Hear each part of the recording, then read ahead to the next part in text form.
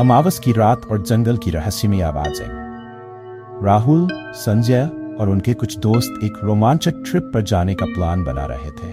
उन्होंने फैसला किया कि वे पास के एक घने जंगल में कैंपिंग करेंगे। इस जंगल के बारे में स्थानीय लोग कई डरावनी कहानियां सुनाते थे, लेकिन दोस्तों ने सोचा कि ये सिर्फ अफवाहें हैं। उनकी योजना थी कि वे अमावस की रात जंगल के बीचों बीच कैंप लगाकर वहां एक रात बिताएंगे।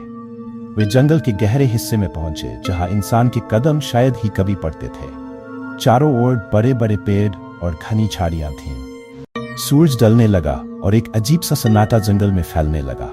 रात गहरी होते ही उन्होंने अपना तंबू लगाया और आग जलाई। सब कुछ सामान्य लग रहा था, लेकिन तभी अचानक हवा चलने लगी और आग बुझने लगी। संजय ने कहा, हवा का झोंका है, कुछ नहीं होगा। लेकिन तभी जंगल में अजीबोगरीब आवाजें आने लगी। किसी के चीखने की धुंधली आवाज और पैरों के बीच सरसराहट सुनाई देने लगी। पहले तो उन्होंने सोचा कि यह किसी जानवर की आवाज है, लेकिन यह आवाज इंसान जैसी थी जो रह रहकर तेज। राहुल ने कहा, यह कोई खेल नहीं है, हमें यहां से निकलना चाहिए।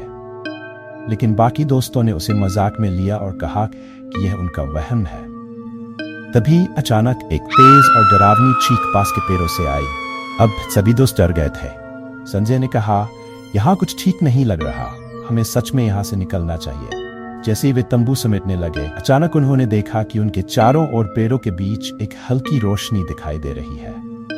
वे सोचने लगे कि जंगल में इतनी अंदर कौन हो सकता है। संजय ने हिम्मत करके उस रोशनी की ओर कदम बढ़ाया। जैसे ही वह पास पहुंचा, वह रोशनी गायब हुई और उसी जगह पर जमीन पर एक पुराना और धुंधला पड़ा हुआ बक्सा दिखाई दिया। बक्से को खोलते ही अचानक से चारों ओर ठंडी हवा का तेज झोंका आया और बक्से के अंदर से एक बेहद पुराना और खून से सना कपड़ा मिला। कपड़े को देखते ही संजय को महसूस हुआ कि उनके साथ कुछ गलत होने वाला है। तभी जंगल में अजीब सी छायाएं नाचने लगी, मानो कोई अदृश्य ताकतें उन्हें घेरे हुए हों। दोस्तों के दिल की धड़कनें तेज हो गई और अब वे सभी बुरी तरह से डर गए थे। उन्होंने तुरंत वहां से भागने का फैसला किया, लेकिन जैसे ही वे जंगल से बाहर की ओर भागने लगे, उन्हें लगा कि कोई अदृश्य ताकत उनके पीछे पीछे चल रही है।